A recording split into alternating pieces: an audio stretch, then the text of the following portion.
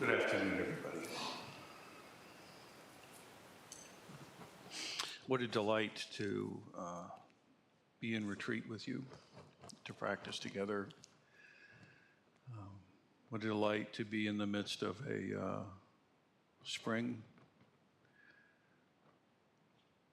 What a delight to be investigating life and death, Buddha nature and reality. What a delight to be leaning in to the Lankavatara Sutra. The sutra is, well, it's said to be what Bodhidharma brought with him from India up into China, but it's definitely what was transmitted to me at Inka Shomei, which is the final seal of transmission. In our way, according to my teacher Rinsen Roshii, we have the Denkai and Denbo transmissions and the Soto line and Inka Shomei and the Rinzai. So it's a big deal. It's important. And it's been in my awareness since this translation by Dwight Goddard. Well, not really. I mean, he did this in the 30s, so I wasn't around as such yet. But my first teacher, Daido Roshi, wrote the foreword to this little translation here. And I remember way back in the day, long before I had any business doing so, I got a copy of the Lankavatara, and it just has been at my side ever since, really.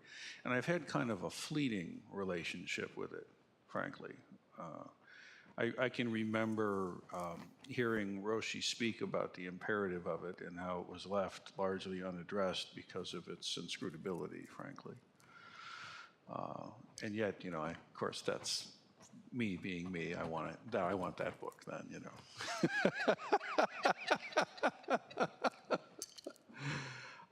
Yeah, and the book just laughed at me pretty much as we all did for quite a while. I'd knock on it, it would say, "No, go away, child. Sit more sitting."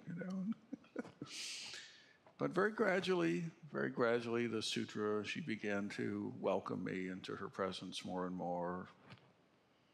And for, I don't know, a decade or something, I would, at a sesshin, I had my copy, which is the copy that I later would inscribe as the Inka Shomei to Doan Roshi, which is the one that I'm still defiling with my notes. But I would grab it, and almost like, should I say magic or chance, dumb luck, karma, whatever, open to a page, and it would be just the right thing that our session needed to hear. So if you ever check out the Buddhist Temple of Toledo podcast, you'll hear the Lankavatara Sutra coming up as kind of piecemeal-ish. always exactly to the point, interestingly enough, that needed to be addressed with the Sangha at that time, but never a complete engaging. That had to wait, honestly, for me, until I received it formally. And then, it started to call my name, so to speak, a little more than a year ago. And the invitation to take it from the beginning, go all the way through this thing, and really sit at the feet of the sutra, commune, and pay attention.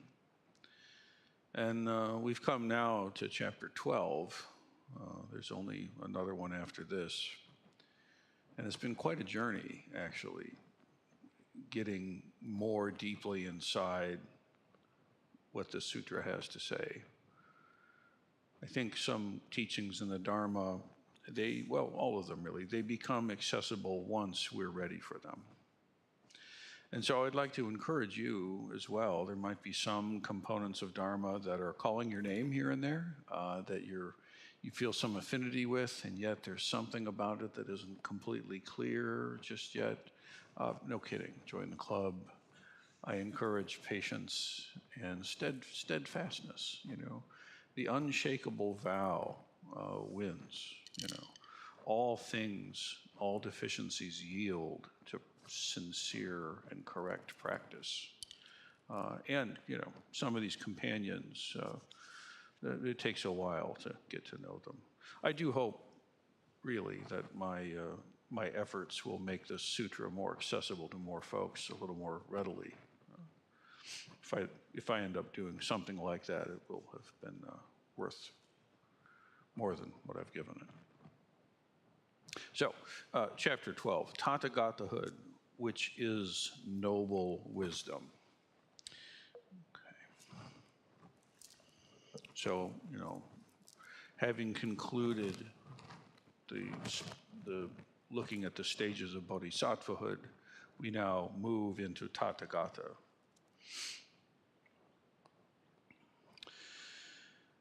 Then said Mahamati to the Blessed One, "It has been taught in the canonical texts that Buddhas are subject to neither birth nor to destruction. And you have said that, quote, the unborn, end quote, is one of the names of the Tathagatas. Does that mean that the Tathagata is a non-entity?"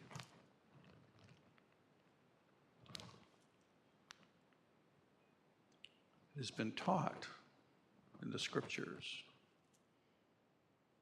that the Buddhas are subject to neither birth nor destruction. Now remember, the whole premise you could take the Buddha's teaching to be is to get out of the wheel of samsara, this constant and mandatory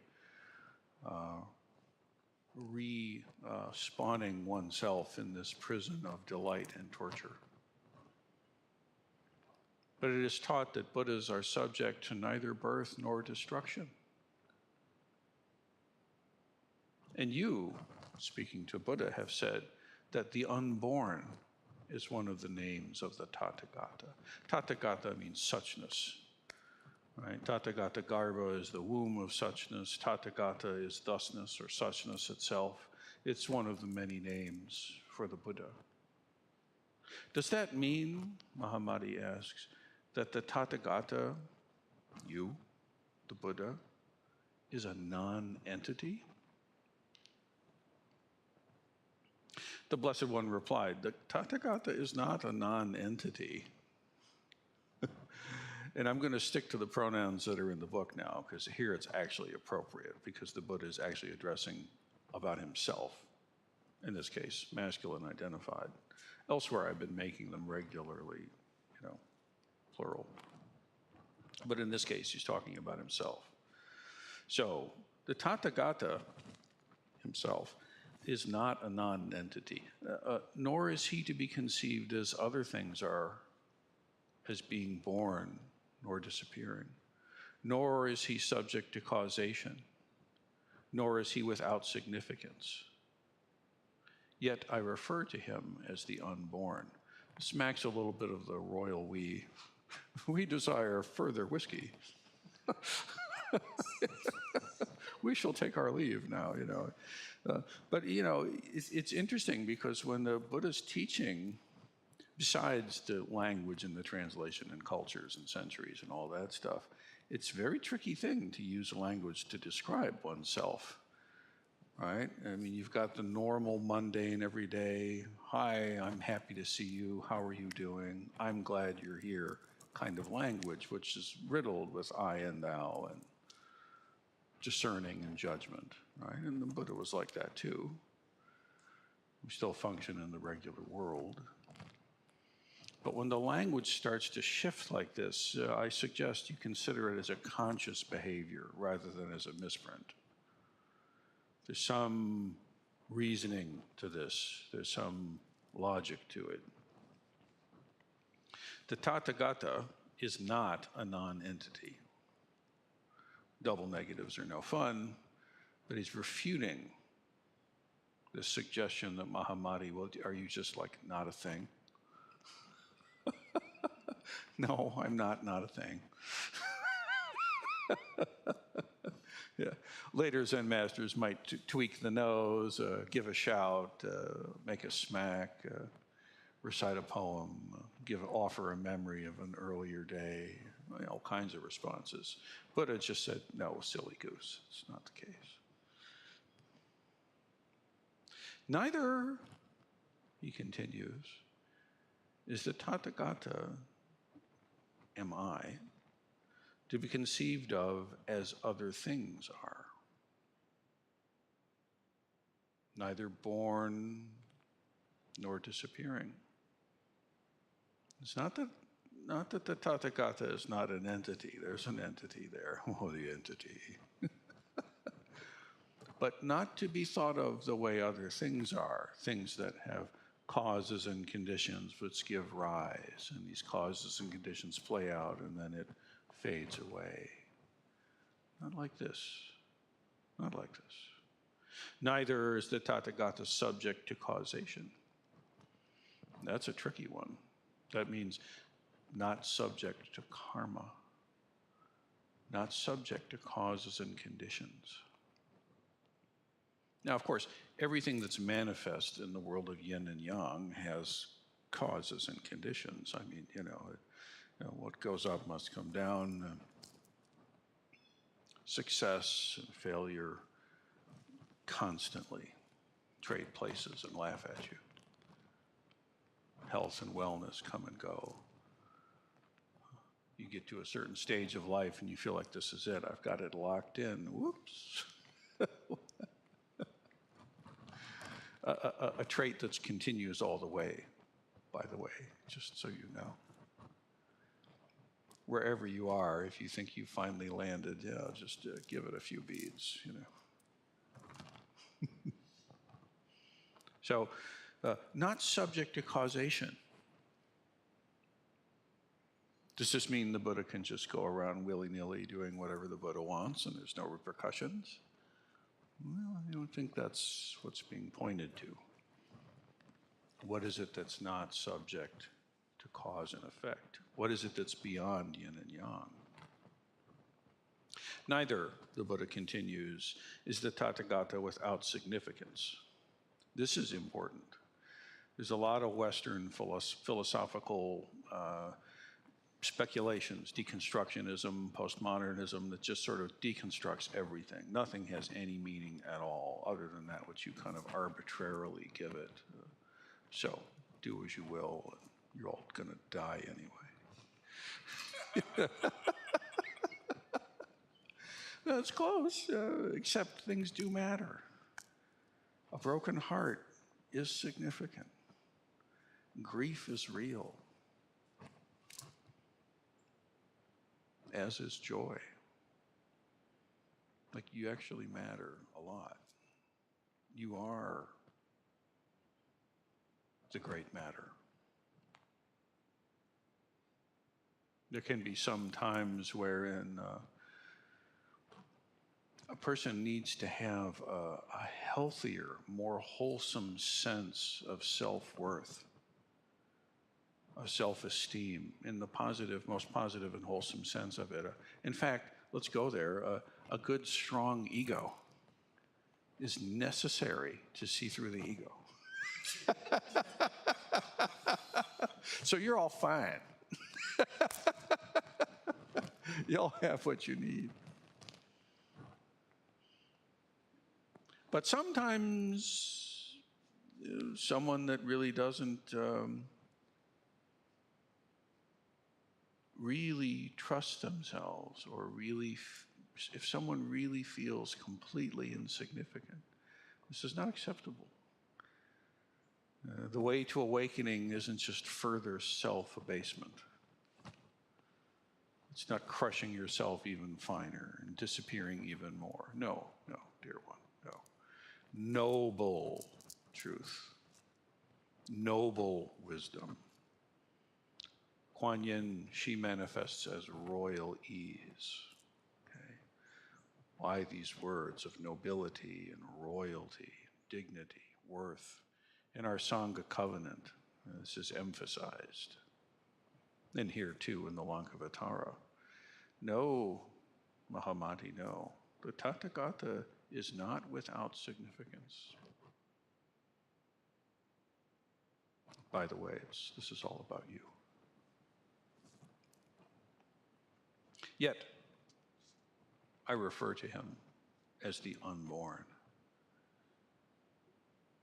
Yet, I refer to Buddha nature as the unborn. Yet, I refer to clear bliss light as the unborn.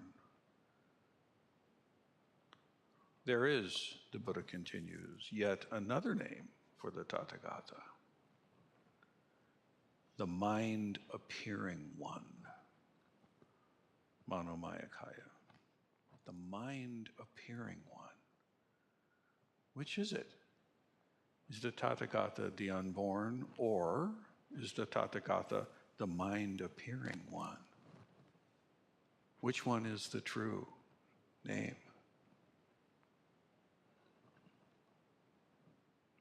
Well, the Buddha says, yes, I am the unborn, and I am the mind appearing one.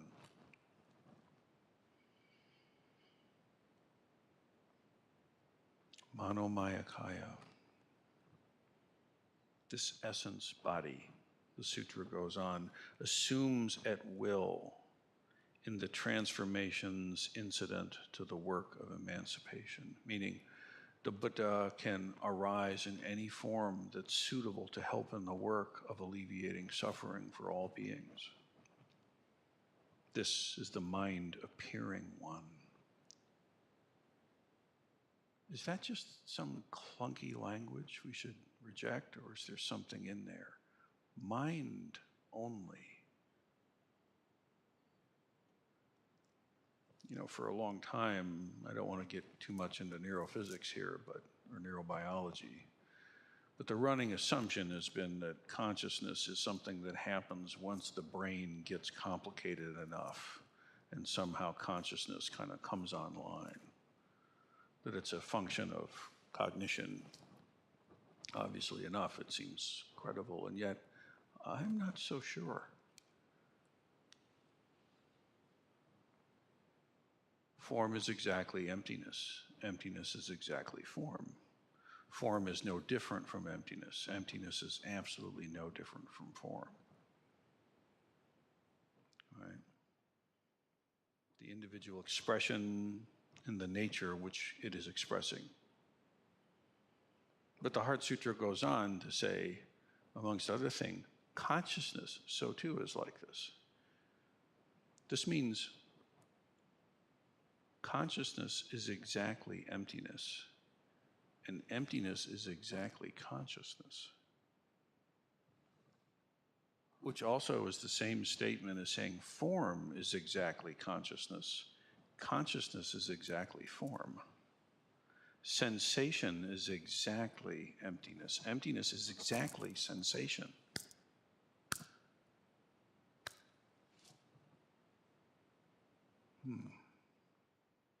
Is consciousness really just a byproduct of this gelatinous configuration up here? I don't know.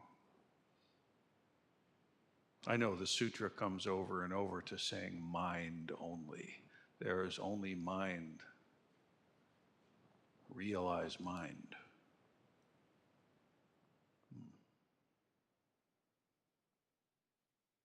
There is yet another name for the Tathagata, the unborn, the mind-appearing one,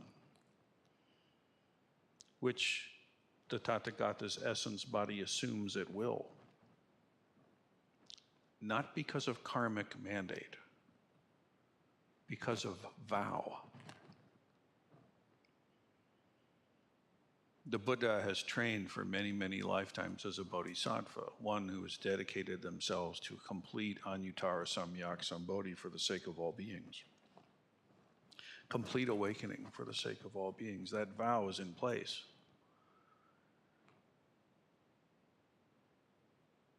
Before refuge and before the vows, karma still has the upper hand and the ultimate trajectory of a sentient being.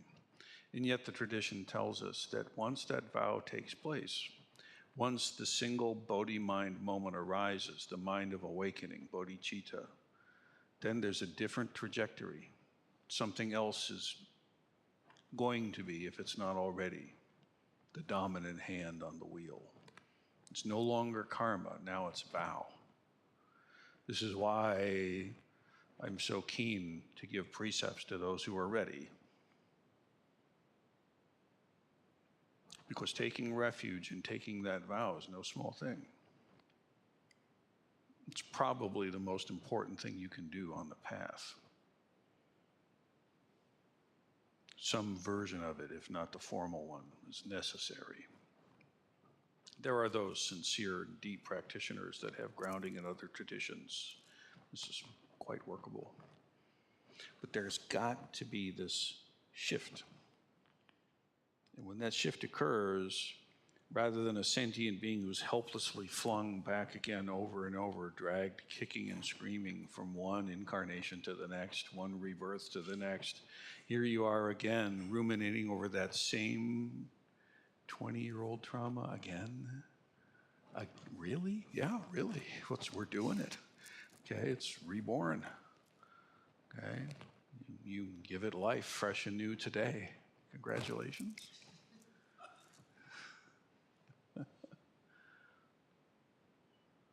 No. Here, the Buddha says, the Buddha can manifest at will,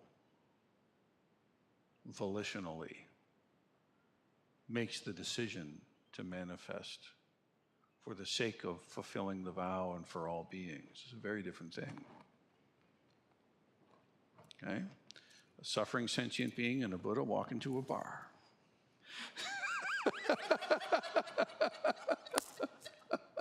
The same or different? So in manifesting in transformations and manifestations that fit the work of emancipation, this is beyond the understanding of common disciples and common masters, even beyond the full comprehension of those bodhisattvas who remain in the seventh stage. Remember, the seventh stage, there's kind of a cutoff there, because in the seventh stage and up to it, the mind is still, meaning eye, ear, nose, tongue, body, manas, and alaya consciousness, right? That whole eightfold mind system is still kind of has its hand mostly on the wheel, less and less so, but it's still there. In the eighth, not so much, it's touching the wheel. In the ninth, no. Now the Dharma eye is completely the base resource. Say, the mind doesn't shut off, the intellect, I should say, it doesn't cease, but it's no longer the primary driver of things. And that's what this is saying, is the intellect can't grasp it, but your Dharma eye sees it clear as day.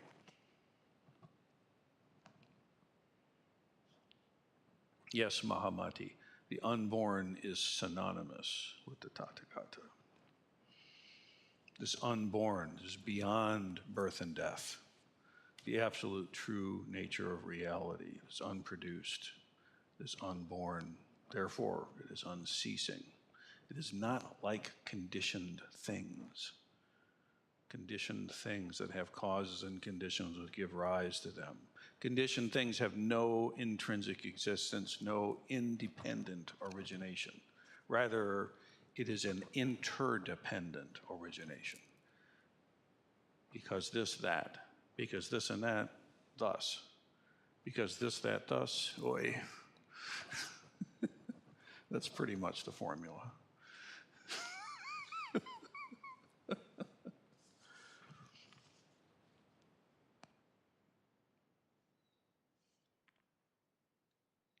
It can seem like, why the heck would you even ask this question? This maybe perhaps seems kind of abstract to you. But for the same reason that all the other questions are asked, the same reason that the Buddha speaks, to help practitioners cut through delusion and to realize themselves. That's the only reason for any of it. The whole thing is upaya. This unborn, this mind only, right? Mind only, manifestations of mind arising, manifestations of mind ceasing. What the heck is the truth that these words are pointing to? Truly, this is not speculation. This is a field guide left by folk who have traveled these roads often and well. What your young adventurer needs to know before setting off on this quest, kind of stuff.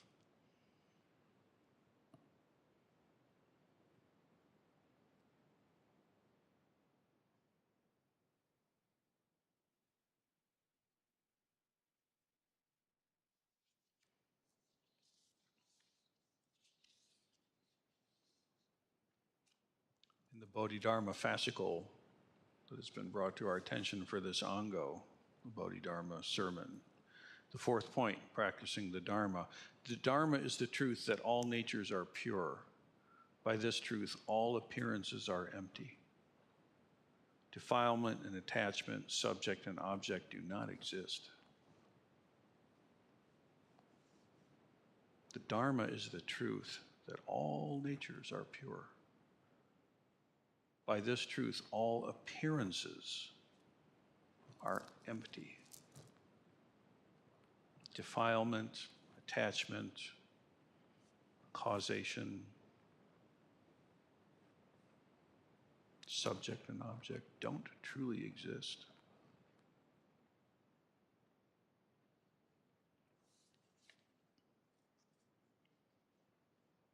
Later, a master who would succeed in this lineage, Master Women, would make comment on the gateless gate, and he would say it this way: when you meet the Buddha, you kill the Buddha.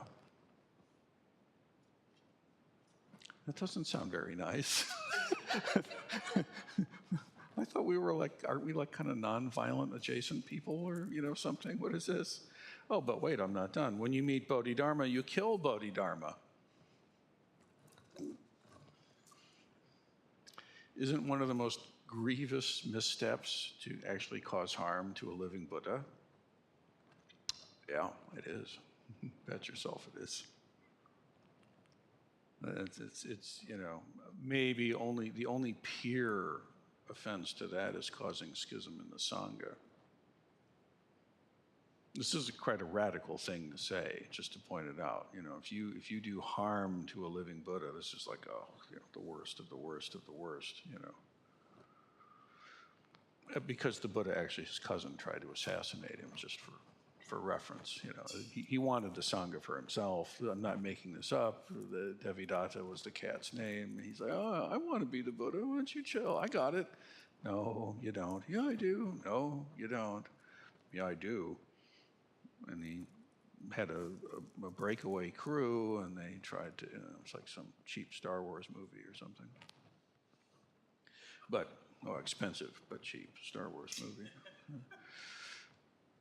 But it actually happened. And apparently there was a boulder that got pushed or something, and it grazed the Buddha's leg, and it injured his leg. And it didn't kill him, but it wasn't pleasant. It was a problem. Back in the day, antibiotics, it hadn't happened yet, etc. He survived. But this is the beginning of, don't create splits in the Sangha and don't assassinate your teacher. Okay. Just to be clear, that's very bad. Don't do that. And of course, then years later, the Zen master Muman, and when you meet the Buddha on the road, you kill the Buddha. If you meet Bodhidharma, you kill Bodhidharma. Why would he say such a heresy? Such a heretical thing to say. The Dharma is the truth that all natures are pure. By this truth, all appearances are empty. Defilement and attachment, subject and object, do not exist. What does it mean to kill the Buddha?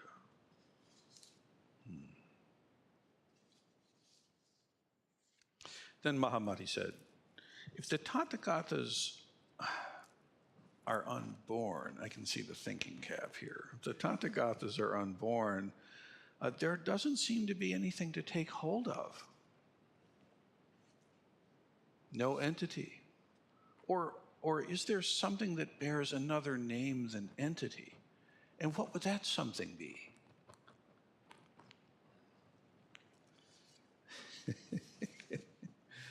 The unborn. The unborn. The unborn. The unborn.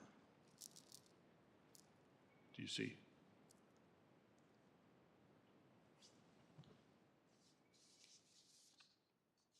But isn't there something we could take hold of? Is there perhaps a different name that catches it better? I think Mahamati's taken one for the team here. I think Mahamati knows quite well. And actually, it's funny, the way these are set up, is that a living Buddha will never teach unless asked. They don't just self-proclaim and start teaching. In fact, in the tradition, it said that wherever, in whatever world system or cosmos a Buddha awakens, they will have awakened to the same exact Buddha nature, same exact realization. But that in every world system that this Buddha arises, they have to be asked before they'll teach. And in our particular tradition, it is said that Brahma, then the sort of archetype king of the gods type of figure, came down and asked the Buddha to please teach, which is why the Buddha even considered it. Kind of interesting. It's radically different from folk on the spiritual marketplace trying to create a need and then solve it, brand it.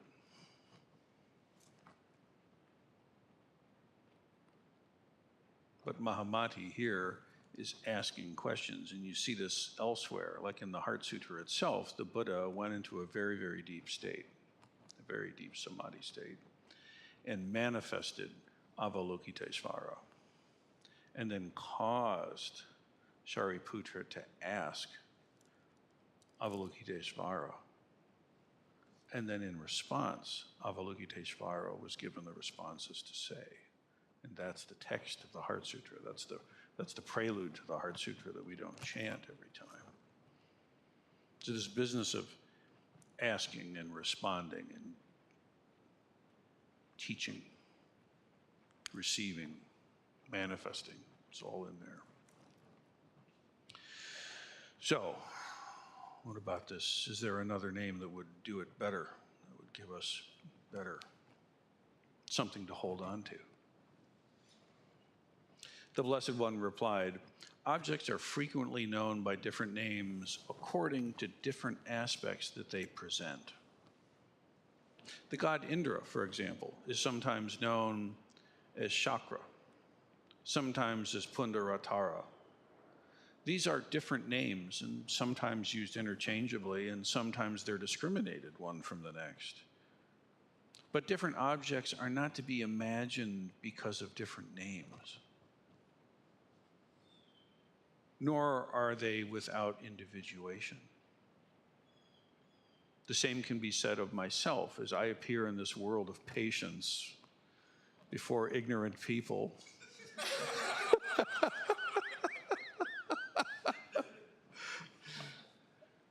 Play the blues just like they are, brother. I manifest in this world of patience before ignorant people. It's really fun. And where I am known by uncounted trillions of names. They address me by different names, not realizing that they are all names. They are all the one Tathagata. Some recognize me as Tathagata, some as the self-existent one, some as Gautama, the ascetic. Some recognize me as Buddha. Then there are others who recognize me as Brahma, or as Vishnu, Ishvara. Some see me as the sun, others as the moon, some as a reincarnation of the ancient sages, come again to this world. Some as one of the, quote, 10 powers made manifest. Some as Rama. Some call me Indra. Some Varuna. Still, there are others who speak of me as the unborn, or as emptiness, as suchness, or as truth, as reality, as ultimate principle. Still, there are others who see me as Dharmakaya, and those who see me as Nirmanakaya, as the eternal. Some speak of me as sameness. Some speak of me as non-duality. Some speak of me as the undying or as the formless. And some think of me as the doctrine of Buddha causation. Some call me emancipation manifest. Or some call me the noble path. And some think of me as the divine mind.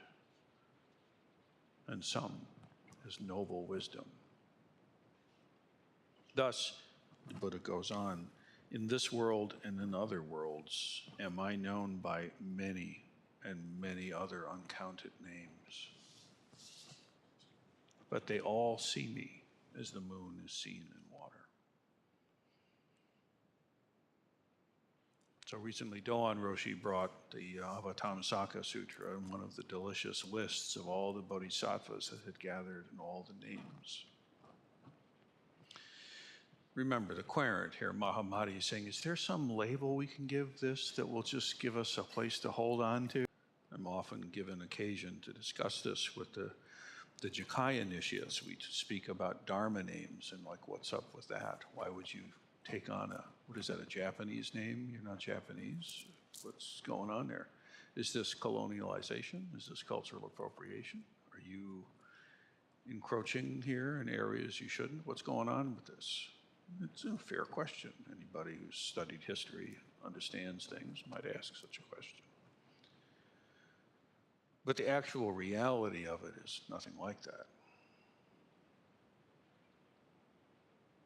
You know, when I fell in love durably, I got a new name, Honey. Nobody else has called me that. But that term of endearment came about as this aspect of myself manifested, which was latent but otherwise not experienceable, right? That has to happen in relationship. And that self that lives, that expresses and experiences in that relationship has its own kind of quality to it. It is unique to the people that co-participate in that. Same thing when our daughter was born and I got the new Dharma name, Dad. Right? It brings up a different quality that was innate, latent, but not manifest. And so it's easy to understand, you know, when I hear my daughter give that name, that brings certain qualities up. Are they is it the same? Are they completely different people? Honey and Dad? Or my Jay, that's what Mom calls me. How's my Jay? Well, different qualities, different aspects, and yet the same person is what the sutra is saying. And a Dharma name is like this. When you receive that Dharma name, it's a life koan. And that's why, we use them, because it's helpful. When you when you use the term Rinsen to me, it calls forth that quality. And I want your help to bring that quality into the world. And why my teacher, why she gave me that name was known only to her. At the time, we didn't talk about it. But what I know is her Dharma I gave it. So it came from her, yes, but it also came from the Dharma, yes. And the same with your Dharma name. And in many spiritual traditions, rites of passage occur, names get taken. Right? Titles, professor, sensei, roshi, reverend, whatever. So it's not that abstract, really.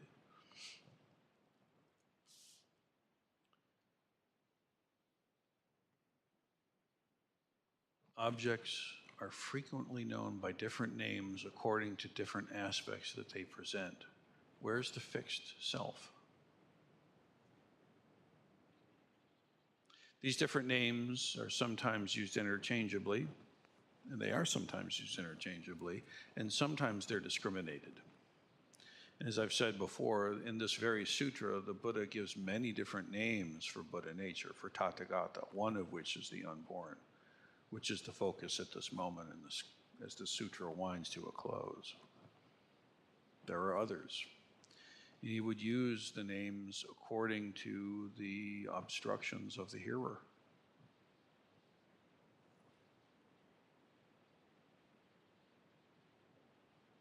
So these names are sometimes used interchangeably, sometimes they're discriminated, but different objects are not to be imagined because of the different names. But neither are they without individuation.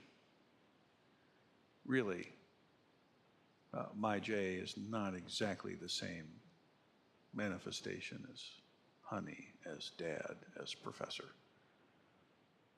These things need to be clear.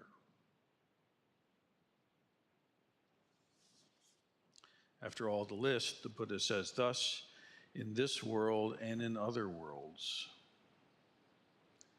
am I known. Now, who's the I that the Buddha is pointing to here?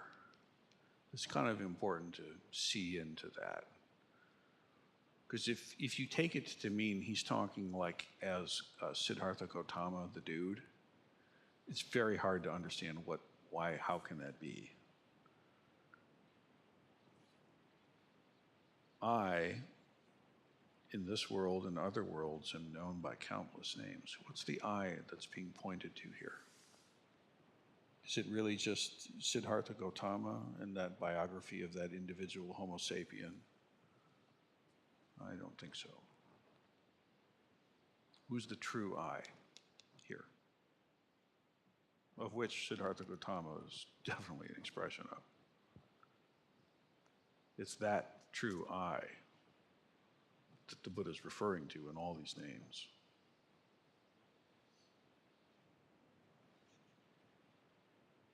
Thus, in this world and all other worlds, true reality itself is known by countless names. But they all see true reality. They all see me as the moon is seen in the water. This is the moon reflected in the water, this image.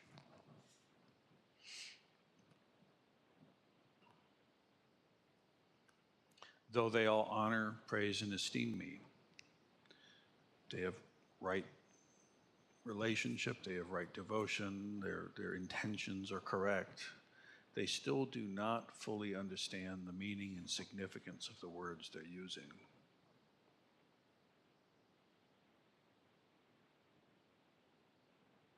It'd be kind of like There's somebody you know, and you know their name, but you really don't know them.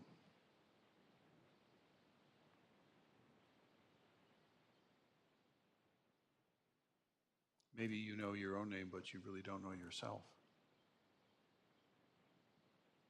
Let's fix that.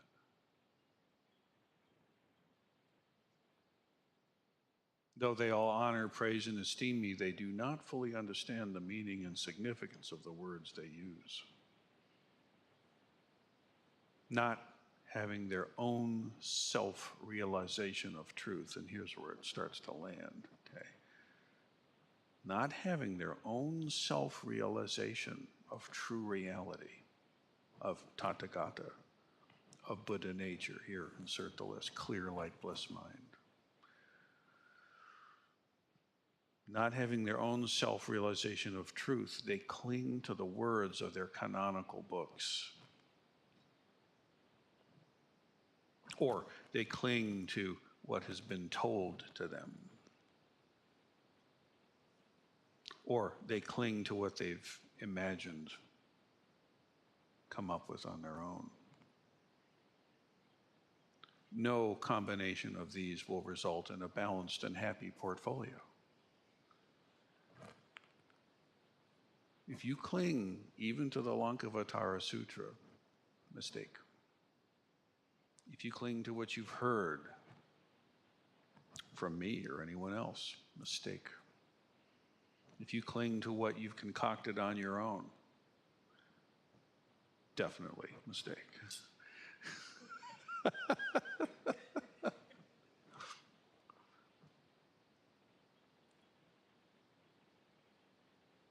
They fail to see that the name they are using is only one of countless names of the Tathagata, of thusness, suchness.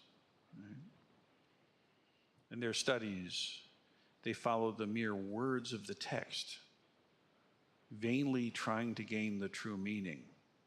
I would insert here, through intellection, through discernment, through picking and choosing, judging what you're reading by the memories of what you've experienced and comparing and contrasting and cajoling and conniving, and on and on.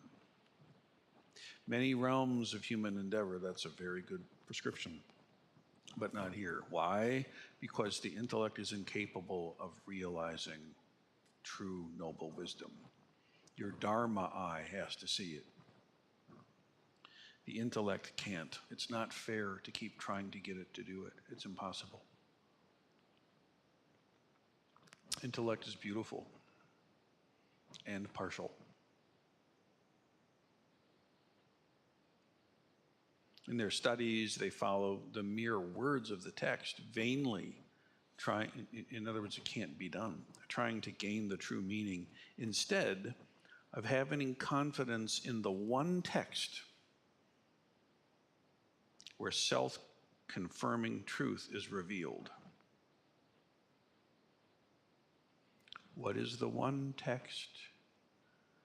What is the one sutra where self-confirming truth is revealed? That is having confidence in the self-realization of noble wisdom. The sutra, dear one, is you. Read that one. In order to open the sutra, in order to access it and to give it life, you have to let the mind road settle down. If you do not cut off the mind road, again, Master Wumen comments, you're like a ghost haunting bushes and grasses and graveyards, insatiably trying to eat something, but you have no way to actually take in nourishment. Let the mind relax. It's a beautiful mind, I know. You're brilliant, I get it. Chill out, okay? Just let that relax. Just let go of it for a minute, okay? Bring this location of your awareness down into your one point, into your body. Locate your mind in the body. Land in yourself. And trust this moment. Your hara is always right in the moment. Your mind can be all over the place. Get your mind connected into that center. Whether you're working with breath or koan or shikantaza, it doesn't matter. You have to come home. Come home to yourself. Don't chase names and appearances. Not now. Let them be. I promise you, they'll all be there when session is over. But if you do your work well here and now, you'll be able to move freely with that freedom of that Dharmakaya we spoke about. The freedom that Master Muman speaks of. Freely on the cliff edge of life and death, you play in self-fulfilling and other-fulfilling samadhi. Well, enough reading Mumen and Bodhidharma, the Lankavatara. Time to read the true text.